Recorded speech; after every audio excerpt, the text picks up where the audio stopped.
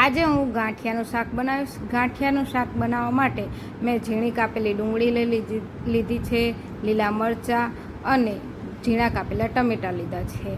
ના જેટલા ઘરમાં હોય વ્યક્તિ એટલું તમારે એ પ્રમાણે તમારે ડુંગળીને ટામેટું લેવાનું છે। મેં નાના નાના લીધા છે।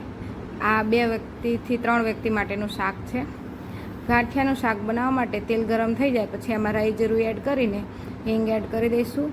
પછી પહેલાં આપણે એમાં લીલા મરચાં એડ કરીશું। લીલા મરચાં, લસણ એ બધું ઓપ્શનલ છે, તમારે નાખવું હોય તો નાખી શકો છો। જો લસણ ના ખાતા હોય તો નહીં નાખવાનું। મેં આમાં 1 થી 2 કરી લસણની પણ લીધેલી છે। ઝીણા કાપેલા મરચાં મેં એડ કરીને જેવા તળાઈ ગયા એટલે પછી એમાં તરત જ મેં ડુંગળી એડ કરી દીધી। ડુંગળીને આપણે સારી રીતે તેલમાં જ સાતળવાની છે, આમાં પાણી એડ કરવાનું થતું નથી। તમે આને આ રીતે અધકચરી સાતળીને તમે ગ્રેવી બનાવીને પણ શાક બનાવી શકો છો।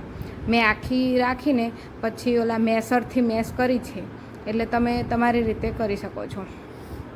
તમે જોઈ શકો છો આમાં તમે મીઠું પણ એડ કરી શકો છો। મીઠું એડ કરવાથી એવું કહેવામાં આવે છે કે ડુંગળી જલ્દી ચડી જાય છે, એટલે મેં મીઠું એડ કરેલું છે। આપણે અત્યારે ફૂલ પ્રમાણમાં મીઠું એડ નહીં કરવાનું, ખાલી ડુંગળી ચડે એના માટે થોડું અમથું એવું મીઠું એડ કરવાનું, કેમ કે મીઠું પાણી છોડશે એટલે ડુંગળી જલ્દી ચડી જશે। અને ડુંગળી નીચે ચોંટે નહીં એટલે આપણે હળવા હાથે એને હલાવતા રહેવાનું, એટલે બધી સાઈડથી આપણે લોયામાં નીચે ચોંટે પણ નહીં અને સરખી રીતે શેકાઈ જાય। મારે વ્હાઈટ ડુંગળી છે એટલે ગુલાબી કલર નહીં આવે, પણ જેને લાલ ડુંગળી હોય એને ગુલાબી થાય ત્યાં સુધી શેકી લેવાની। જો મારી ડુંગળી ચડી ગઈ છે, મેં ચેક કરી લીધું, એટલે પછી એમાં આપણે ટમેટાં એડ કરી દઈશું। ટમેટાની પણ ડુંગળીની જેમ ગ્રેવી કરો તો ટમેટાની પણ ગ્રેવી કરી શકો છો, પણ મેં ટમેટાં ઝીણા કાપેલા લીધા છે।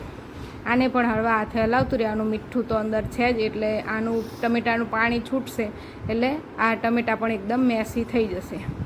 જો મારે ટમેટાં જ કચરા ચડી ગયા છે, 2-3 મિનિટે આ રીતે હલાવતું રહેવાનું।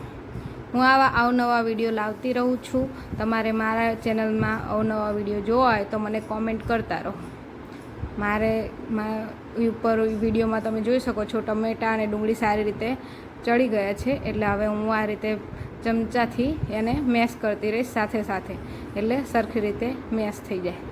જો પછી મેં મેસરથી મેશ કરી દીધું છે અને એકદમ આમ ગ્રેવી ટાઈપ થઈ ગયું છે। ખાલી આમાં ડુંગળી ક્યાંક ક્યાંક મોઢામાં આવશે, બાકી ટમેટાં એકદમ ગ્રેવી ટાઈપ થઈ ગયા છે। પછી આપણે ઘરના રેગ્યુલર જે મસાલા વાપરતા હોય તમે એ મસાલા, સૂકા મસાલા કરી લઈશું। ગરમ મસાલો છે, ધાણા જીરું છે, લાલ મરચું છે અને હળદર પાવડર છે। આ રે મેં રેગ્યુલર મસાલા જ કર્યા છે, બીજું કોઈ મસાલો મેં આમાં એડ નથી કર્યો, એટલે એકદમ ટેસ્ટી। આપણે લીલા મરચાંનું આપણે નાખ્યા છે એટલે લાલ મરચાંનું પ્રમાણ થોડું ઓછું રાખીશું, અને સારી રીતે મરચાં અને ગરમ મસાલા બધા મિક્સ થાય, સૂકા મસાલા, ત્યાં સુધી આપણે એકદમ આને હલાવી લઈશું। પછી તેલ છૂટું થાય પછી જ આમાં આપણે ગાંઠિયા એડ કરીશું, ત્યાં સુધી આને ચડવા દઈશું। સારી રીતે ગ્રેવી જો તમે જોઈ શકો છો વિડીયોમાં, પાણી એકદમ બધું બળી ગયું છે અને ખાલી ગ્રેવી રહી છે અને તેલ છૂટું પડવા લાગ્યું છે। પછી હવે આપણે આમાં મેં તૈયાર જ ગાંઠિયા લાવેલા છે, કોઈ ઘરે પણ બનાવી શકો છો।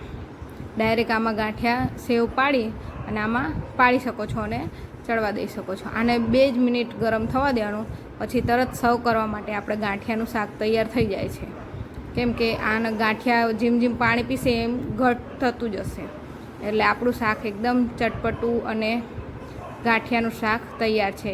તમે રોટલી, ભાખરી, રોટલા સાથે કે પરોઠા સાથે, કોઈ પાઉં સાથે પણ ખાતા હોય છે, એવું આપણું ગાંઠિયાનું શાક તૈયાર છે।